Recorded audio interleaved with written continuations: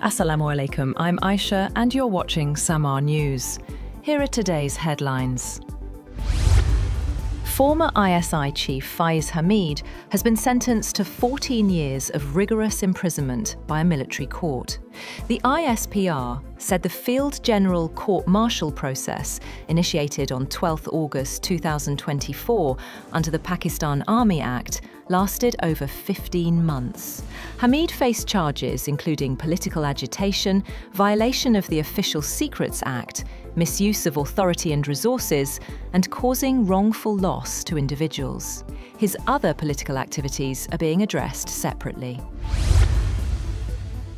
The EU is pushing ahead with Ukraine's accession prep, even as Hungary keeps blocking the formal start of talks. In Lviv, EU ministers said all technical work is being front-loaded, so the process doesn't stall. Brussels has also handed Kyiv a clear reform plan, including rule of law and anti-corruption measures, with Ukraine agreeing to a 10-point action agenda. Meanwhile, NATO chief Mark Rutte has warned allies that Europe is running out of time to stop Russia. In a speech in Berlin, he said too many countries are complacent, even as Moscow brings war back to Europe and could be ready to challenge NATO within 5 years. Rutte urged immediate boosts to defence spending and production to prevent a far larger conflict. The Trump administration has launched a new premium immigration pathway called the Trump Gold Card. The program offers expedited US residency processing for non-citizens, with applications now open on trumpcard.gov and a $15,000 fast-track fee paid to the Department of Homeland Security. The United States has seized a sanctioned oil tanker off the coast of Venezuela, President Donald Trump has confirmed. He described it as one of the largest tankers ever seized. The move has pushed global oil prices higher and sharply intensified tensions between Washington and the Maduro government. The seizure comes as the US continues to pressure Venezuelan President Nicolas Maduro to step down.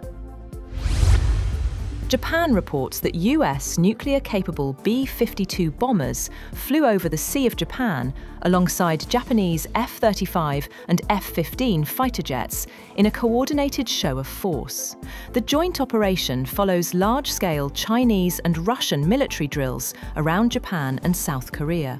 Tokyo's defense ministry says both nations reaffirmed their resolve to prevent any unilateral attempts to change the status quo, and confirmed the readiness of Japan's self-defense forces and US forces. US President Donald Trump says he is arranging a phone call with the leaders of Thailand and Cambodia as tensions escalate between the two Southeast Asian nations. Trump told reporters he believes he can help stop the fighting, adding that the call is being scheduled to move diplomacy forward. US President Donald Trump says he plans to announce the members of the Gaza Board of Peace early next year.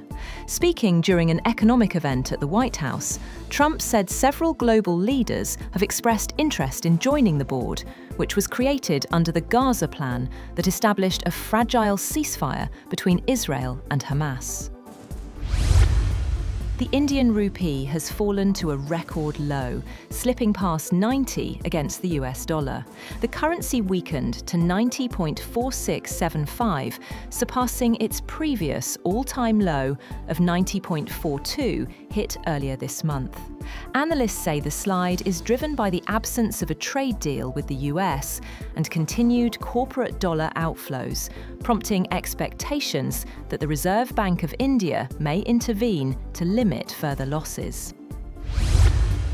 The US House of Representatives has passed the nearly $1 trillion 2026, known as the National Defense Authorization Act. The legislation includes troop pay raises, policies on China and Russia, and major weapons programs. The bill remains one of Congress's most closely watched annual measures, particularly by major defense contractors.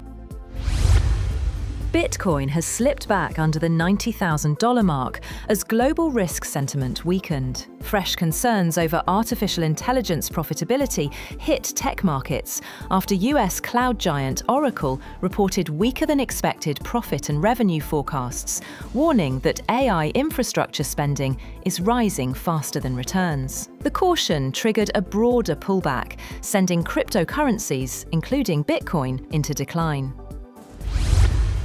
Venezuelan opposition leader Maria Corina Machado has defied a decade-long travel ban and arrived in Oslo to claim the Nobel Peace Prize. She reached Norway just hours after the ceremony, where her daughter delivered the acceptance speech. Machado has been barred from leaving Venezuela since 2014, spending much of the past year in hiding.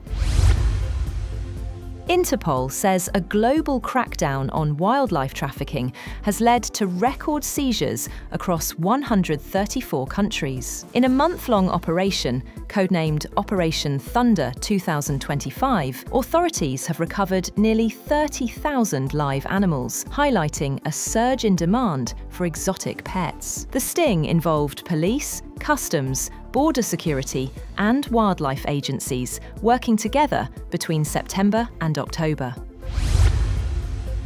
And Time magazine has named the architects of artificial intelligence as its Person of the Year, calling them the people who reshaped life with thinking machines.